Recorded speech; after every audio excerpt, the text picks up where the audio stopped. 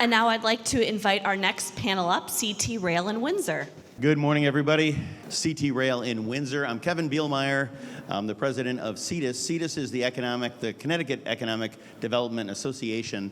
It's been around since 1962. It's a not-for-profit, all voluntary organization made up of a variety of economic development professionals, municipal, as well as pretty much across the board from different sectors for people that affect economic development across the state to promote and to encourage best practices in economic development. If you want to learn more about it, feel free at a break to stop by our table. We're happy to sponsor this event, or you can go to our website, cetus.org. And I'm happy that we have some of our board members here present. We have Michelle McCabe, who's our vice president, Joya Zach, Jim Bolano, Michael Andrea, Rista Malanka, and if I've forgotten somebody, I apologize. But there's probably many more of you actually in the room who either are members or have been members of CETUS, including one of my panelists, the past president of CETUS, Patrick McMahon. So thanks for having us, Connecticut Main Street Center. We're very pleased to be a sponsor for the summit and to be moderating this session.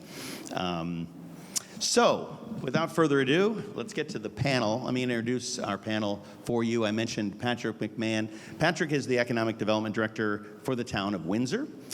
He currently serves as that role in his hometown of Windsor. Prior to that, he led the Connecticut Main Street Center, see the tie here, for 4 years, working with communities across the state on downtown revitalization efforts.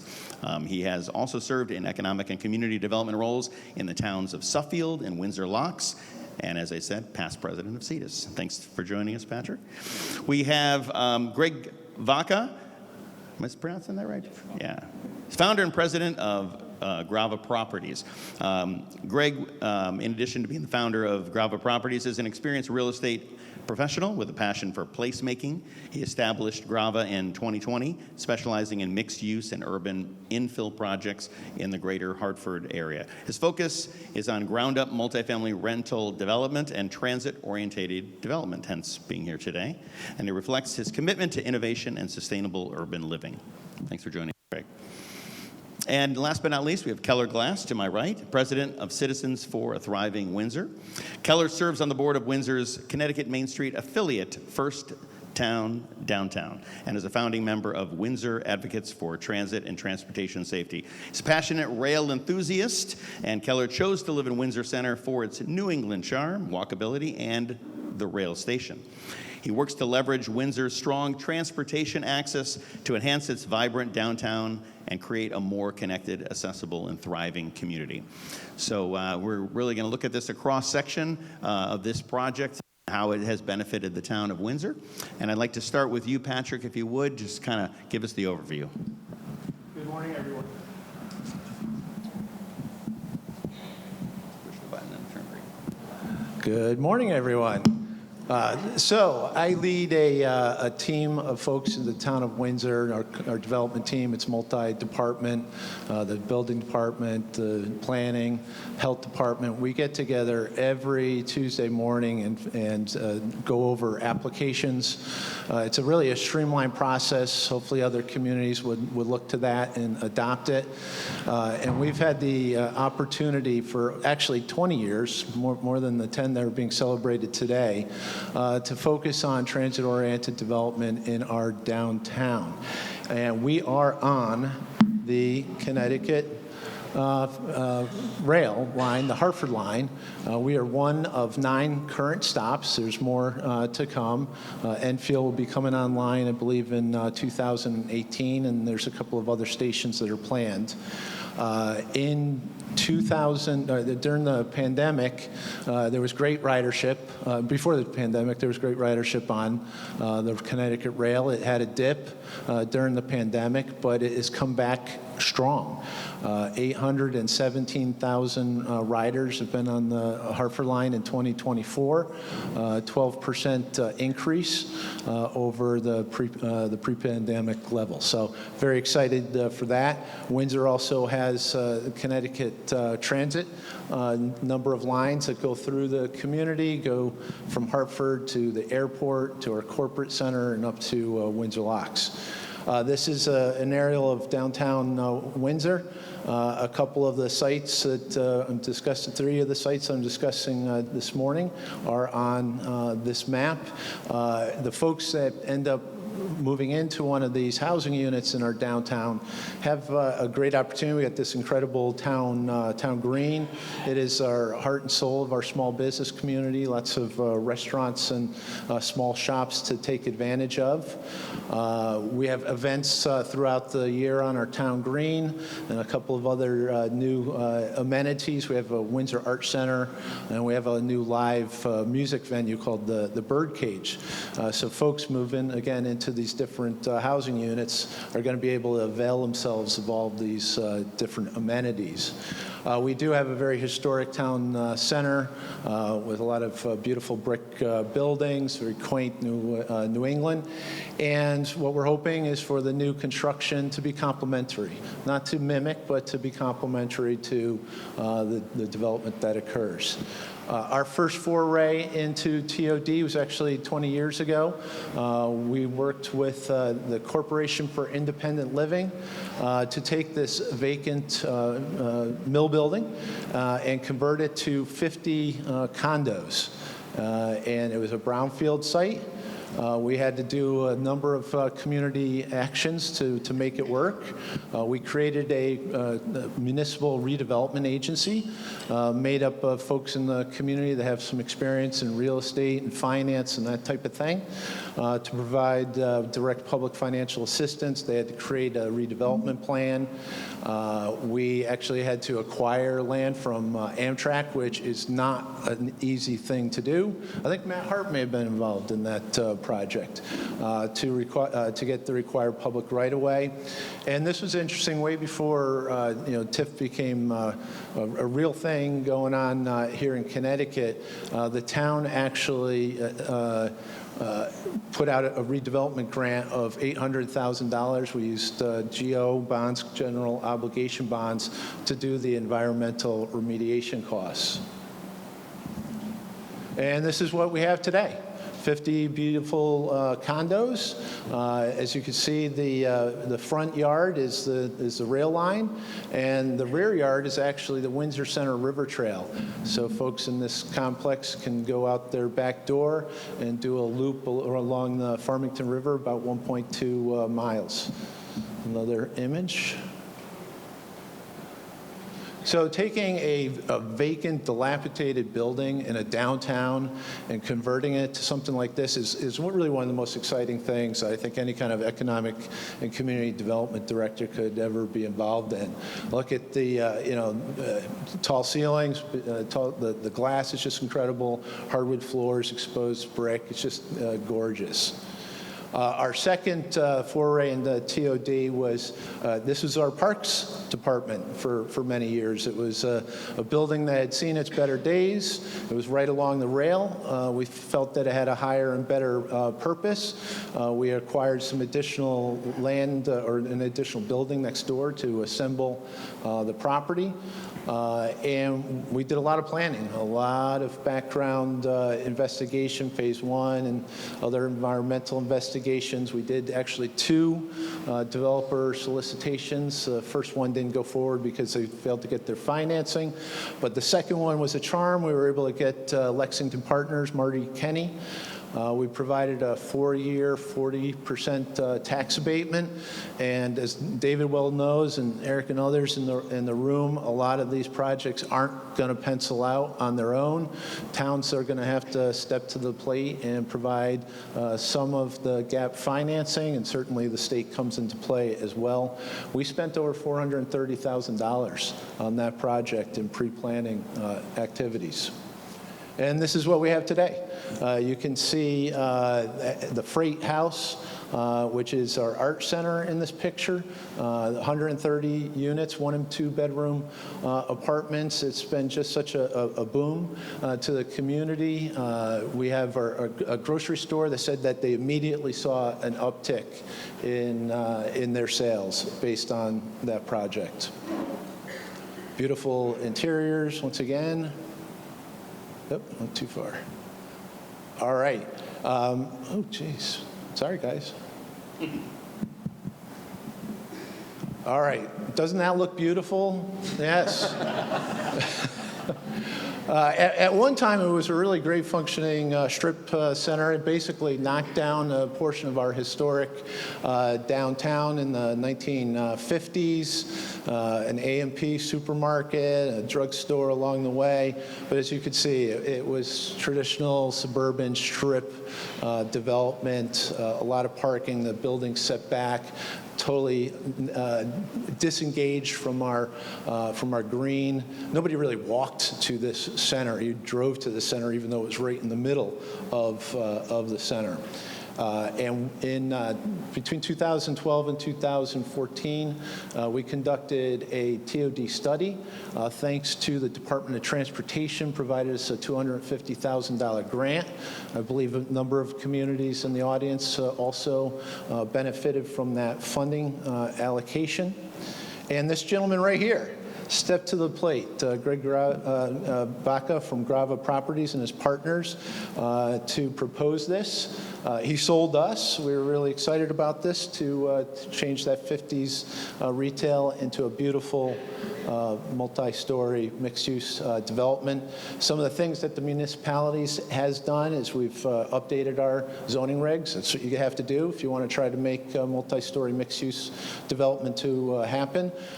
We followed up on the state's the tax increment financing legislation and created a Windsor Center TIF district. I highly recommend, folks, it's a very flexible tool. Connecticut Main Street Center, CTIS, I think Mike Andriana from Pullman Conley is probably the guru of TIF in Connecticut. Rip off and duplicate, folks. Call us up, get the materials, and use this. Because we created a TIF district, we were able to provide Greg a 10-year sliding scale credit enhancement agreement. I think it was probably about $3 million worth of value over those 10 years. We were able to secure a $3.2 million Communities Challenge grant through DECD. So thank you to the folks at DECD for investing in our downtown. We also did some land assembly. We actually had to get a conveyance bill through DOT and the state legislature to make it so that the project would fully come to fruition. That's a picture currently. It's going to be 120 units over, there's another building or two in the back on first floor commercial, so that's exciting. And then our fourth one, this was a vacant auto dealership. It had a boarded up building, and this is what we're going to have in about probably 12 to 18 more months, 77 units over first floor commercial. And it's under construction today. So exciting stuff. I wanted to show those as a sense of inspiration. And once again, a lot of different tools that the municipality had to put forward. And we worked closely with the developers. As David said, they're the ones with the more significant money. These projects wouldn't happen. So the coordination and collaboration is critical. Absolutely. Thank you very much, Patrick, for that very thorough overview. And as you can see, it takes more than a village, right? It takes a village. It takes a state. It takes a lot of money and a lot of coordination and partnership to get this done. And Windsor's done an excellent job, as you can see, and that's why these things are happening. But when we jump to you now, Greg, if you wouldn't mind, I'd like you to just start with the attraction. What first? Because as Patrick said, you came to them. So what was the thing that caught your attention and brought you to the table? Sure, and I've known Patrick a long time. Actually, grew up in Windsor. My first job was actually with Patrick lifeguarding when I was 16. So I'm from this community. So I went off to college in New York, worked in investment banking, worked for a global developer in New York and Rio de Janeiro and Sao Paulo, doing urban infill skyscrapers. And so there, we didn't call it transit-oriented development. We just called it development. Right, because I only had ever done projects that were adjacent to transit, and it's common knowledge to sort of that scale of developer that the distance, value is correlated to the distance from the train. And so when the pandemic happened and moved my family back to, Greater Hartford, and, we started to look at, starting this company and where we would invest. Now, the matrix of where to invest, number one was transit. So within not just like a quarter mile or a half mile, but what is a significant site, the closest to transit that you can possibly get, right? That was one. Another point on the matrix was, what are the towns that want development? Because you can see through the press and I followed the real estate press my whole life here in Connecticut, even when I lived abroad. Big developments proposed, then they fail because the towns don't want them, right? Because they get caught up on something, either it's politics or NIMBYism or whatever. But I don't believe in fighting that personally. Maybe to satisfy our housing need, we certainly have to, but that's not going to be my fight. I want to go where development is wanted. And so if you take that matrix of where we have mass transit and where development is wanted, you would be shocked to see how few places there was actually, there's more and more now, right? But this is 2020. How few places there actually were to develop. And so I got to Windsor. I know Windsor well. I love the town, and my family's still, my parents and brother and sister are still there, so I'm constantly there. But we've looked at other towns, but they, that meet that sort of, rubric. Where is transit and where do people want it? Windsor, I think, is number one. It's the easiest town, not just because Patrick's here, but you hear that all the time. If you want a model for how towns are efficient and reasonable in planning development and encouraging it, Windsor is, one of the top, if not the top town, in the state. So, we started to look around, and I really wanted to make an impact with the project. So we found a site, and I can't stress enough, you may want transit-oriented development. You may have a perfect place for it. There may be in your town or village just one place of scale. And if that place is not a seller, and if there's no deal that you can make, there is no transit-oriented development coming to that area. So it's not, you can do the town did everything right. You had the zoning right, you had the incentives right, the state, but if you did not have a seller, there would be no project, right? And so I think, our job as developers is, to show value to sellers and to try to find a way to make a deal. And we made one. It happened to be, a 2.5-year option, 90-year ground lease, option to buy, like something tailor-made to what the seller would accept, because there wasn't another site like that, right, that could be bought, right, that could be developed in this way. So we really wanted to focus on the places that wanted us and to find something of impact, which we found there. Excellent. Do you want to talk more about your project? Sure. So founders, we really leaned into, Windsor's history. Windsor is the original colony. First town. Right? First town, 1633. So, if you look at old pictures of this town or your town, whatever your town is, and go to your historical society if you really want to, feel bad. If you really want, but to feel motivated, I hope. Go to the Historical Society and see what your town looked like before the advent of the car, and it is depressing. That General Electric factory that turned into condos, it used to have its own trolley cars with taking General Electric men to the factory with the General Electric name on the car, going around to pick people up, right? We had, the site in question that was a half-vacant, dilapidated strip mall. It used to have two trolley lines separating at its nexus. It was literally the center of the town, right? And so if you go through this, the type of the pattern of development that these places were made for is this type of right up against the street, mixed use, because that's the density is what drives the value, folks, right? That is where the value is, type development. And so to me, it was, follow the town's lead on the vision, which was very clearly laid out, go to the history of it and find out what did buildings in Windsor look like, and just build those. The reason why everywhere you go is 3 or 4 story buildings with residents over retail or offices over retail in a box that's nicely clad, but it's just a box, is because that is the most efficient way to build. We've learned that for 300 years and then unlearned it for some weird reason, over a post-war period of 50 years. And so, the good news is it's not rocket science. right? These volumes are simple, they're easy. Those buildings there, I mean, this is 120 units over retail in 3 buildings in 2 phases. You know, one is an elevator building of 50 units, the other are walk-ups.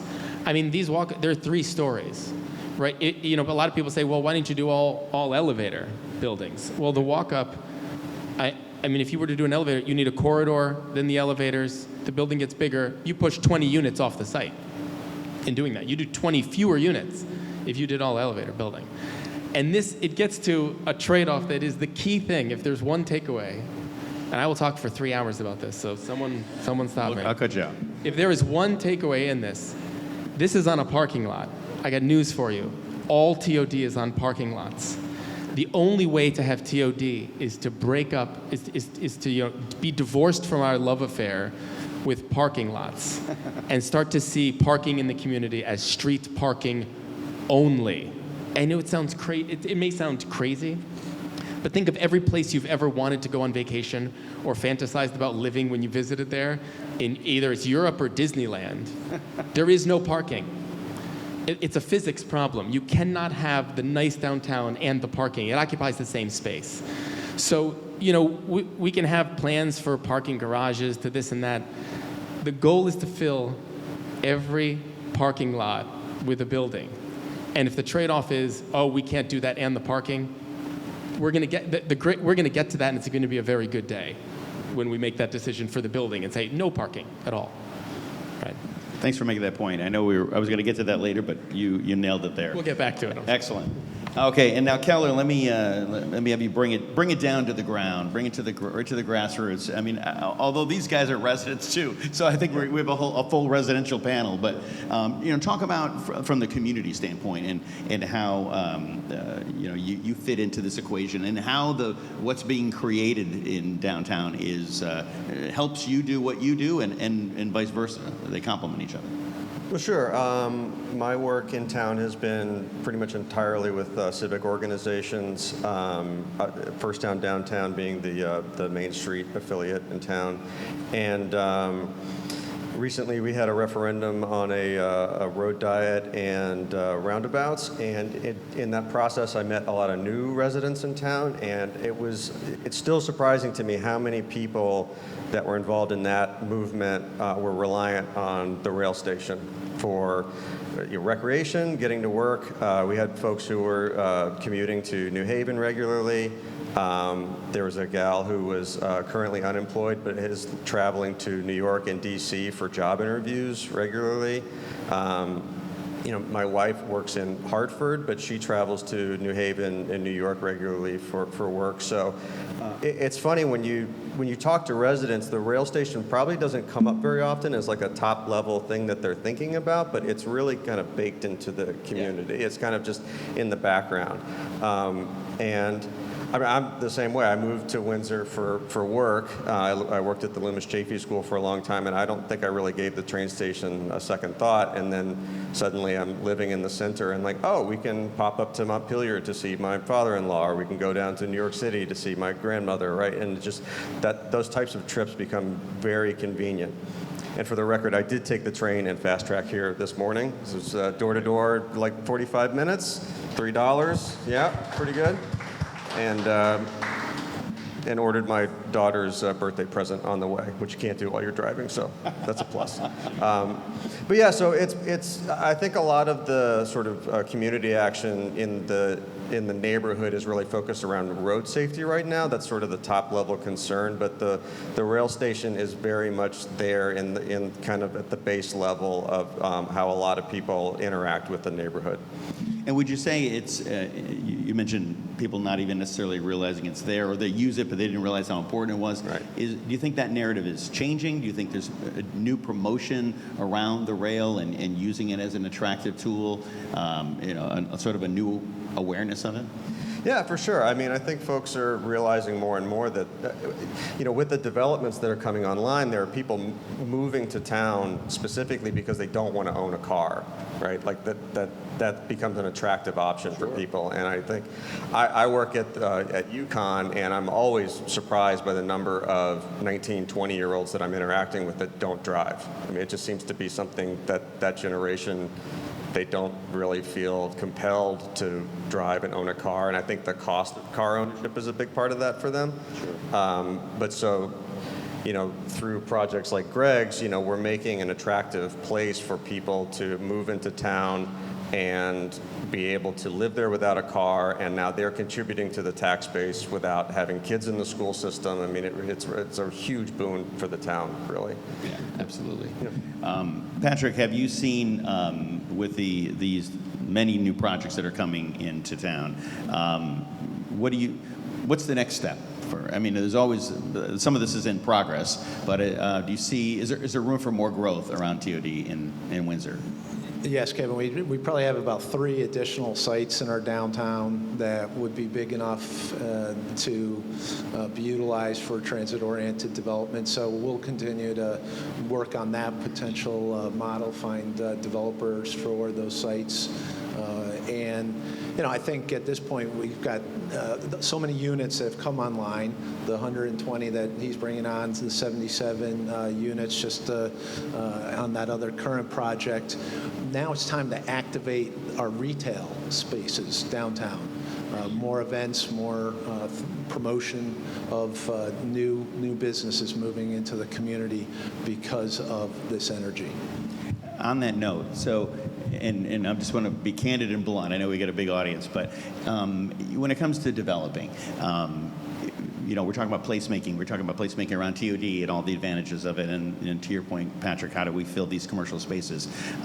As a developer, is it your first thought to say, hey, you know what, I want to develop mixed use, or is it the community sort of, I want to say, like holding your feet to the fire to say, we want to create this place, and it involves, yes, we need people, we need housing, but we need these commercial spaces. We need both. And I think sometimes some of the developers that are building housing developments aren't necessarily seeking first to build a commercial space. Like, that's not necessarily, if they had their druthers, that's what they would do. Can you just speak to that a little bit? Sure. So we get that perspective. Sure. So I think there is still a perception that these asset classes are separate in a way that developers want to develop sort of a mono-use structure, be it retail or residential, and that they cannot be financed. I still hear that from experts, and that is not true. It is absolutely not true. You can see examples all over the state, and we had no trouble getting financing for a mixed-use project, right? So first off the bat, the mix of uses is something that is viable and can be approved now, and can be financed. Now, the issue is that we demolished our downtowns. And so, if you think of a mall, which is where most people were shopping, until maybe 10 years ago, when a few shops close at the mall, you're in huge trouble. Right? It's not, the difference between 95 and 80% vacancy is between, success and death, right? And like a death spiral. We essentially demolished over half of all of our downtowns, and then, we're sort of complaining that retail is not thriving. So if you look at every stable real estate environment, I say stable, where, it hasn't been disrupted by the demolition of the highways or any of this, and you still have a continuous street wall, there is no vacancy in almost any of those communities. Not only that, retail is more valuable than residential in every consolidated downtown in the entire world that is healthy.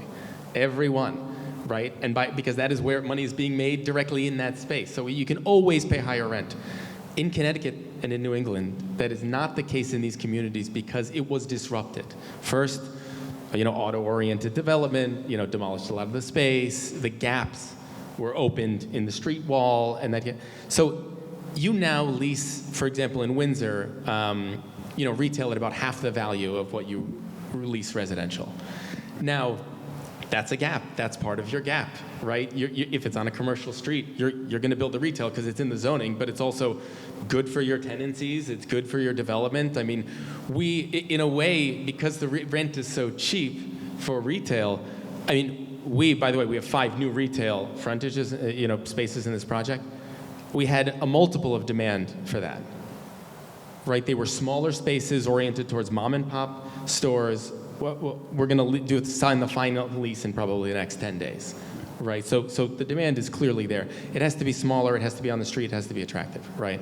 The issue is a lot of these spaces weren't originally for retail, and they're massive. Like, think about this space. If you had to lease this space we're in as retail, either you find a tenant for it or you don't. It could be vacant for years.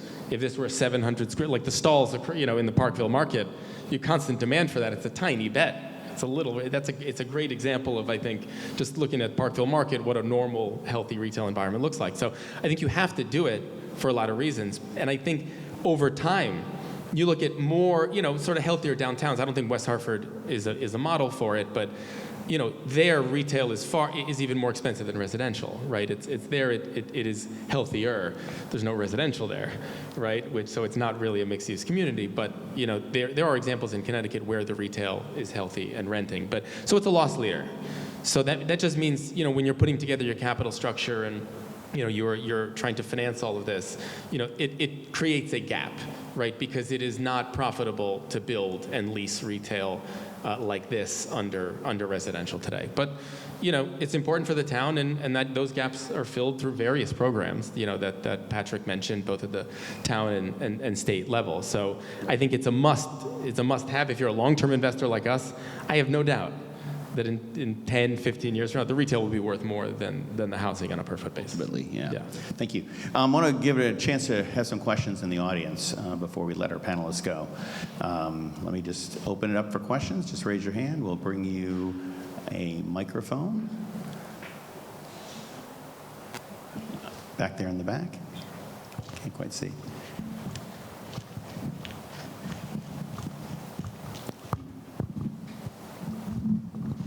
Thank you. Hey, Patrick.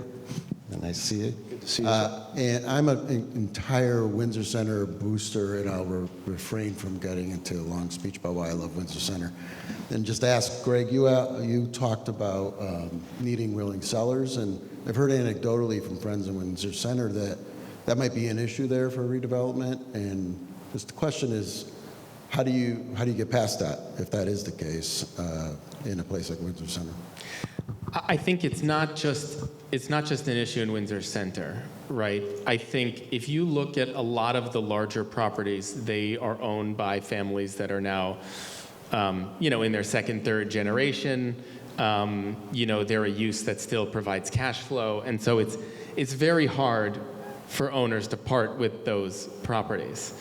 And I think all these developments require a lot of public incentive and need to conform to our codes and stuff that are very stringent, and so it's very costly. And so when a seller wants a certain value and based on their cash flow that's what they need to be worth it to sell, it doesn't feel great sort of getting public. This is an issue. This is a real issue. It doesn't feel great getting public incentive to make a project work and making a lot of that value accrue to the landowner, right? That's selling, that has had the derelict thing forever, right? So these are issues, right? You can't make someone develop something on a lot next to the train. I don't think it is any more, I'm in a lot of communities, I don't think it is any more an issue in Windsor than it is in other places. There are a few, as Patrick said, larger sites that can be developed. But again, you need to make a deal there. I think what would be interesting, if you see how housing on the scale we needed to be built was done 100 years ago, it was not big developers. It was tiny developers putting up perfect sixes by the thousands, right? Building housing for 1 million, 2 million, 10 million people, over a short period of time. We need to get to that. We need to get to a model which if you want to think about what hasn't been, done yet, Patrick mentioned 3 sites. There's a lot of other sites. They're small. How do you get a 6-family or a 3-family built today in those spaces over retail? I mean, the universe of that is not 3 sites. It's thousands of sites around the state. It's tens of thousands of sites. Go on Google Earth and just zoom out on your downtown, and you will realize it's almost all surface parking and small lots. So you need a format that can work on that. Now, our Founder Square project is split up into these modules that we are now negotiating sites that can just fit one 10-unit building. But that works for us because we have management already there, and so those numbers pencil. We need to get to a point where it pencils for the small developer to build a single building like that.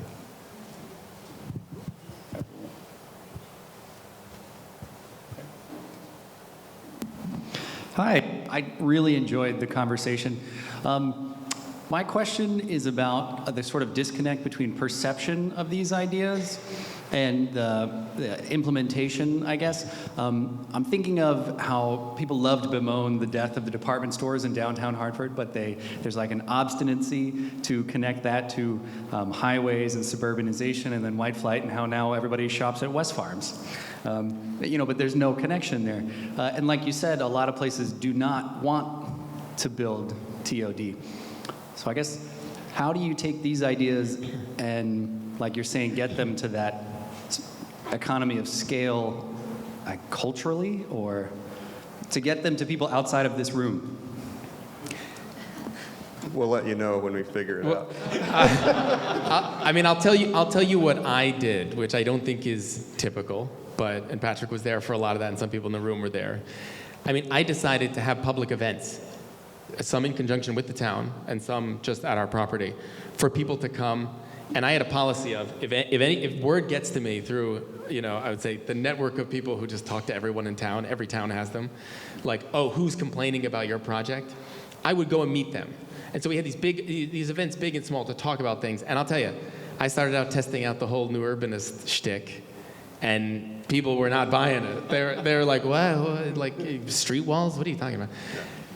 What worked was put up slides and just show a picture of the town 50 years ago. Something, because, we'll just go out and say it, the people that oppose the projects are an older demographic. There's a cognitive dissonance here, right? They're nostalgic for a time that is past, and they are afraid of change, right? So in order to get back to that pattern of development, you need to change. What we realized was selling it as we are changing back. Show them pictures of what was lost. And I'll tell you, I had people tear up and be like, oh my God, I used to go there every day for coffee. I used to do this, that used to be the stores we'd go to, I knew the owners. And now it's gone, it's demolished. And it's like, then you show them what you would put back. And like, oh, that looks just like what was demolished. It's like, yeah, this isn't, older people think, because the apartments in the 80s and 70s were like, like the Newington Towers, like big brick thing that towers over everything, sea of parking around it. They think of it as like a blight. When they see that the new development will look like the old development, it short circuits this thing, and they want it for nostalgic reasons. I think that's the way to sell this, is we are building the community back the way it was, right? We are gonna put back what we mistakenly demolished. The thing that you are nostalgic for, we're gonna put back. And I'll tell you, everyone, almost to a person, is converted to that. Is that your experience, Keller? Yeah, I think having kind of one-on-one conversations with people where you talk about, let's compare, Montpelier, Vermont, somewhere I was recently, right? Big streetscape, single-lane roads versus Enfield Mall, right? Like, one has a parking problem, which is that there isn't enough parking for everywhere where people want to go, and the other has way more parking than you could possibly ever need, and it's practically abandoned, right? And just sort of trying to break the link in people's mind between parking, auto-centric design, and economic, development or economic thriving, basically. Just like we can. Well, I like to quote Greg, and I think part of the lesson here is bring Greg to all of your events because he's really good at talking about these things. But success is a parking problem, right? If we get to a point where people are coming to Windsor Center and they can't find a place to park, we've succeeded, right? It's was it Yogi Berra, no one goes there because it's too crowded, right? Like that's what we're trying to get to. And not everyone is receptive to that, but it does start to kind of have people jog out of their sort of set theories about how development should happen. That's great. And on that note, I'm going to let you all take a break, and we'll go to break here. But I want to thank Patrick McMahon, Greg Grava, Keller Williams. Thank you very much, gentlemen, for being here. Thank you.